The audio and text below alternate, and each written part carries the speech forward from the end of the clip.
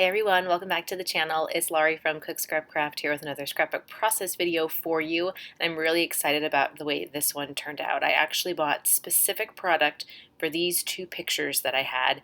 I was trying to match the product, like the papers and some other embellishments, with the background that's in the photos, and then these two flare buttons that also had a similar background to the photos. So I'll get to that in a second. Just real quick, as you've probably been noticing, I've been trying to post more scrapbook process videos for you. So if that's something that you're into and you like, make sure that you click subscribe below so you never miss out on another process video.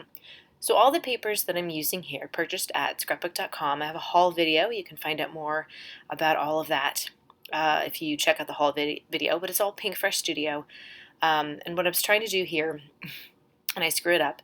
I was trying to get like a little triangle corner piece, and then I realized, I will realize in a second, that I haven't made a triangle. I've made like a square, and that's not what I'm going for.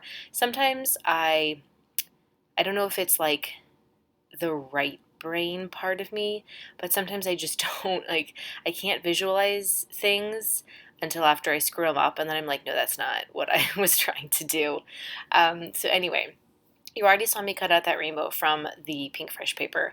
I think I saw someone else use this paper, or maybe it was another rainbow paper, but they cut out the rainbow instead of using just the whole piece of paper, and I really liked that. So from the get-go, as soon as I saw that that's what I was going to buy, I knew that that's how I wanted to use this piece of rainbow. It was just kind of a matter of then picking out the right background.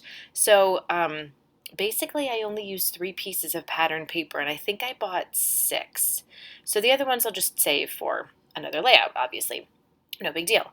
But I only used 3 pieces, so the pictures you can see, there's actually this really cool mural at the store in St. Louis, Missouri.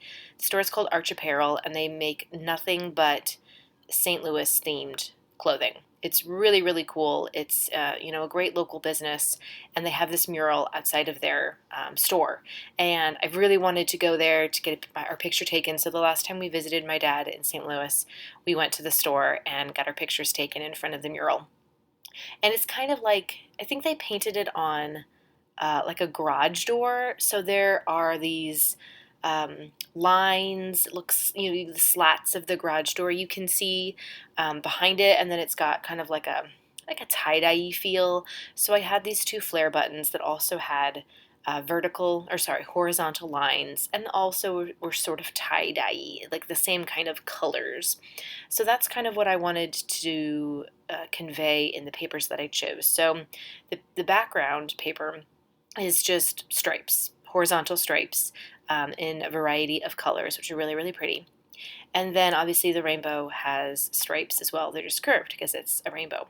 The piece up at the top is actually polka dot. It's just the other side of the rainbow, just a way to kind of use up that tiny little piece that I cut out from the bottom of the rainbow. So it doesn't really have anything to do with like the tie-dye or the stripes. I just felt like I could use it and get that out of the way, and it also kind of matched the color scheme. So I also purchased some Pinkfresh embellishments, and these are all different collections, which is kind of fun. I literally just went to scrapbook.com. I was looking for Pinkfresh, long story why, but I just kind of went through every single collection and said, I like this. This has the colors that I'm looking for. And so it was kind of fun to mix and match the collections. I mean, yes, they're all from the same manufacturer, but they're different collections, and it's so fun to see how things can go together. So I love those tassels. Here I'm just trying to figure out where I want to put the embellishment. So you can see I have the photos. I cut down, they were both 4x6. The horizontal photo I did cut down a little bit so it was more squarish, because we didn't really need the sides. I wanted the focus to be just on like us and the mural. So I cut that down just a little bit, and then I put them just to the side of the rainbow and kind of angled them a little bit for some more visual interest. And behind the rainbow was another piece of Pinkfresh paper you've already saw me cut. It has a little bit of like splatters on it. It's sort of a mixed media type of page, and I just kind of liked giving some contrast between the stripes of the rainbow and the stripes of the background paper. It really just needed something more of a neutral, I guess.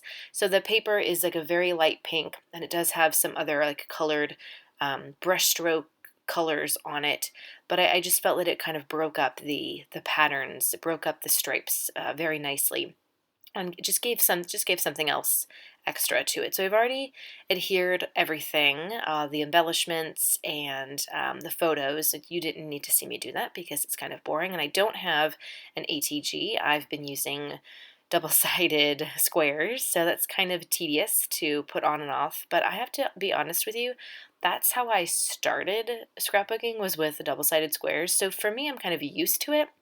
Um, yeah, and it's affordable, which I think we can all agree scrapbooking is a very expensive hobby, and I would rather spend my money on cool papers and embellishments than on the adhesives. So what I just did was add some glittery gold enamel dots, which are really cool. They come in different sizes, and they were part of one of the Pinkfresh embellishment packs. I just kind of wanted a little bit of extra to my embellishment clusters there.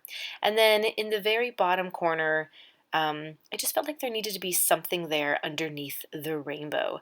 So this other piece of patterned Pinkfresh paper that I had some words on it. And what I cut out, it was sort of highlighted in like a dark orange. It says fantastic. It's actually not the complete word, like it just says fantastic. The C was cut off because it was at the edge of the page. But I didn't really mind. I kind of liked that. So I just added that down there at the bottom. It kind of blends in with the orangey of the horizontal stripes that are down there, so it doesn't stick out too much.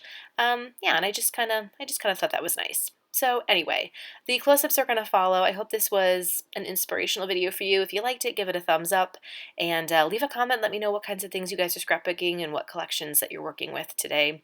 And I will see you guys for another process video. Happy scrapbooking!